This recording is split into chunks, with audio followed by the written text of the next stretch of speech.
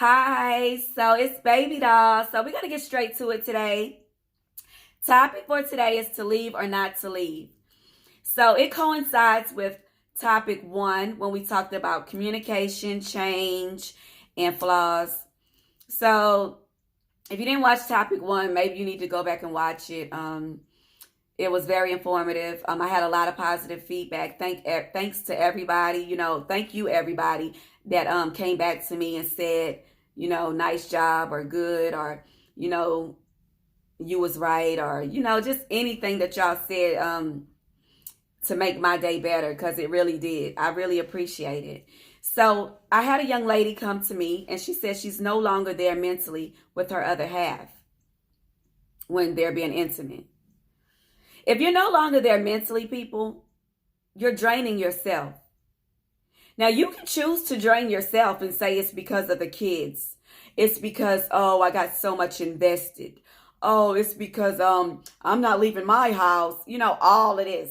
Like, these are your reasons to stay and drain yourself mentally and cause pain and suffering to the rest of the world. Because when you step out of your house, you got an attitude with your coworkers. You got an attitude with the kids. You got an attitude with your family. They already know you suffering mentally, but you continue to put yourself through hell.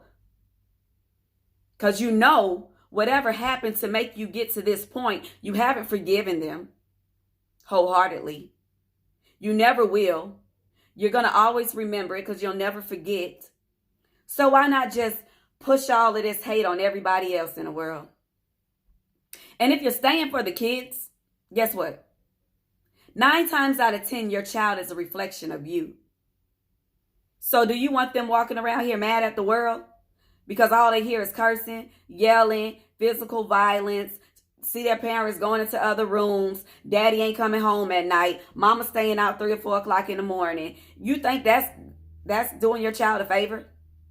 It's not. It's teaching them that it's okay to be like this in my relationship. This is just how I want to be. Or I'll never be like them. And I hate that they putting me through this. It's one of the two. That's what's going to happen. So, do you stay if you're no longer there mentally? Listen, we're going to talk about this foundation and how it starts from the ground and then you have to build it. And you build it through the friendship, relationship, and marriage. You have to have these 3 things, y'all, to be solid. A lot of people jump into relationships or they jump into marriage just because somebody got pregnant. Oh, we got to get married next week. They're expecting. You don't even know this person's favorite color. You don't know their favorite restaurant.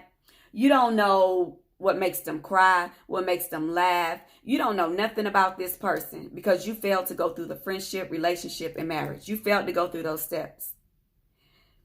So you get what you get. And it's nobody's fault but yours because you're in control of your own life. You don't have to do anything because other people suggest you to do it.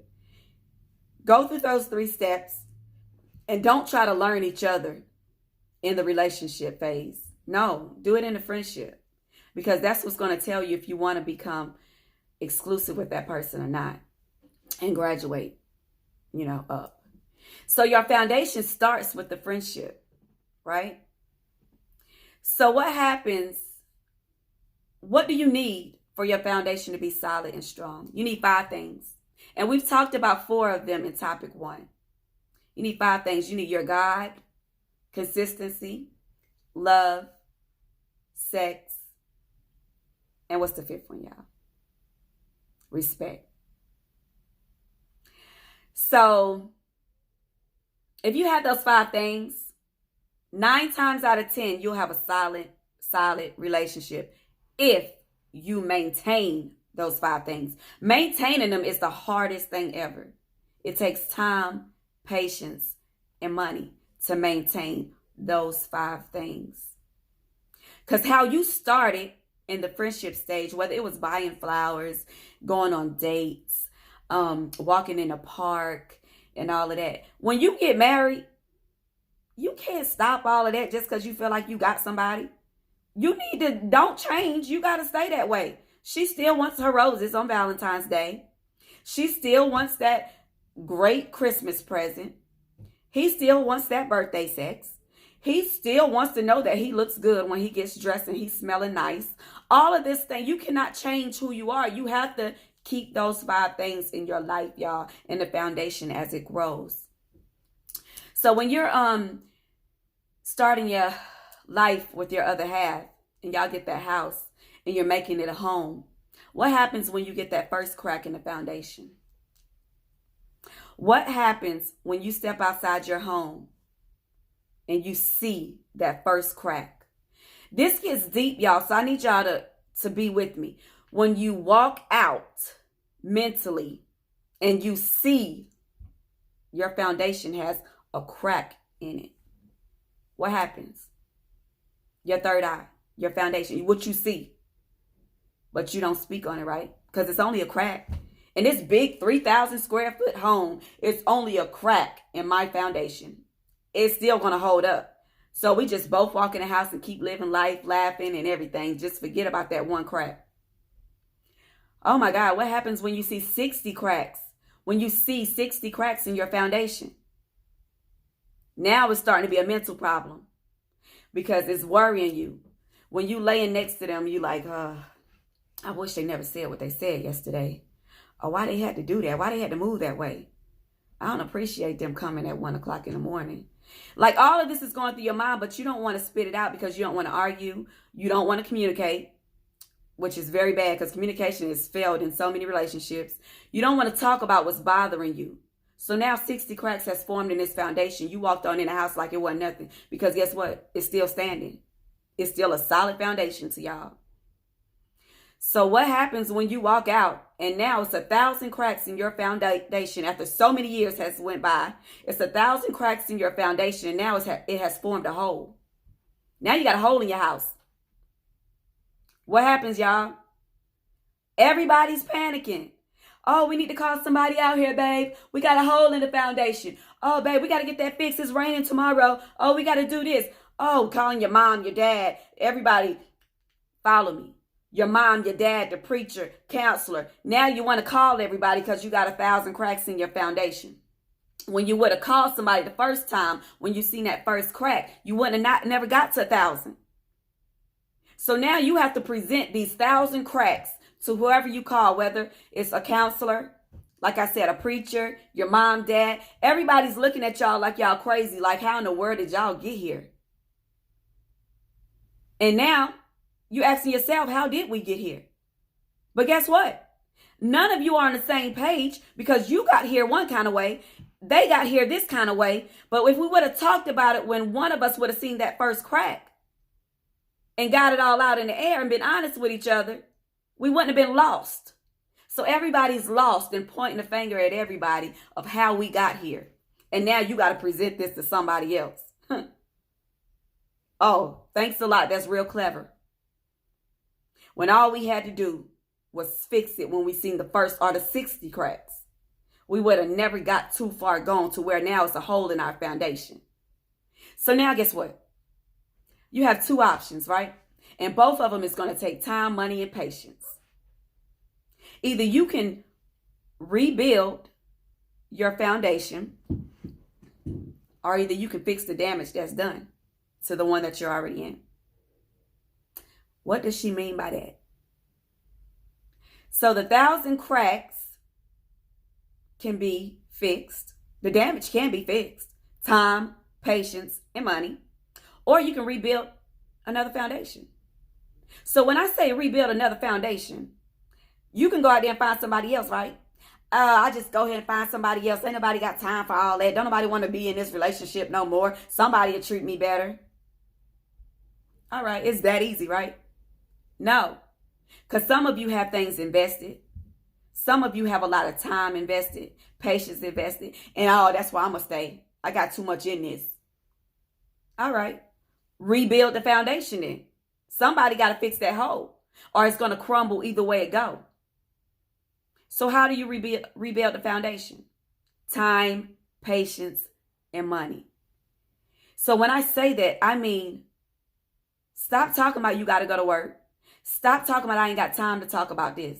No, you have to have time and patience either way it goes to rebuild the damage that's done or to build another home. You have to have time, patience, money, maybe to start over. But it's going to take a lot of time and patience, period. Either way you go. And stop saying, oh, I can just find somebody else. Oh, that'll be better. Because guess what? You still going to have to start over. How much time do you have left? You still got to start over with the time. And then you got to start over with the patience. And what you need to do is stop talking about finding somebody else. And you need to find yourself. Because that's what's missing out of the whole equation. You've taken yourself out of the equation. So therefore, your foundation is breaking. How do you get yourself back in the foundation? Time and patience. The problem is we walk around here thinking about ourselves, being stubborn, not willing to give, not willing to accept, not willing to apologize and really mean it, not willing to accept the help that we can go get because we're too prideful. So stop thinking about yourself and put yourself back into the equation. Learn yourself, learn your other half again, and repair the damage. So if you don't want to do that, again, it's still going to take time and patience either way you move. So is it worth repairing the damage that's done to this house? Is it worth plugging this hole back in? Or do I start all over and learn someone new? Invest in someone new. Time and patience with someone new. What do I do? So it's your choice to leave or not to leave. I would never tell you to leave or not to leave. But I just laid it all to you. Fix the crack when you see that first crack. Don't ever let it get to 1,000 cracks because you're lost. You need help. It's hard to get 1,000 cracks in a hole that's been formed fixed. Especially when you don't know where to start. Years done passed by. We've been mad about so much, right? So let's just learn to love each other.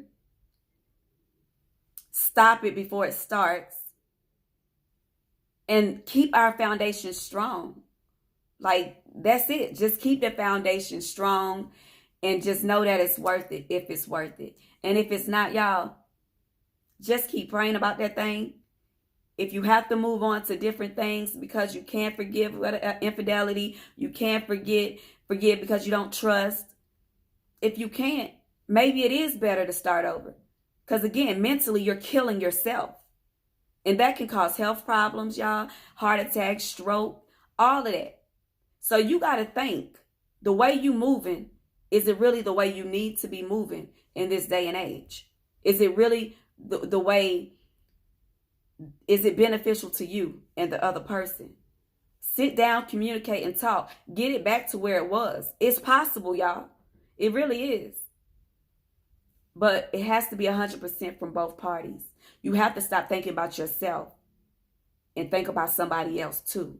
Put yourself back into the equation. I'm telling you, it'll make a difference.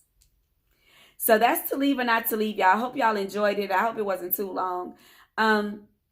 Don't forget to subscribe and share if y'all like it. Thank y'all so much for chiming in with Baby Doll. Peace, love, and happiness. Subscribe, like, comment. Please comment, y'all. Like, just not on my Facebook page because I like to look through my YouTube sometimes and look at comments and stuff. So if I'm posting this on Facebook, make sure you comment in my YouTube. You know, make sure you're sharing this and subscribing, y'all. Please have a great day. Thanks for chiming in.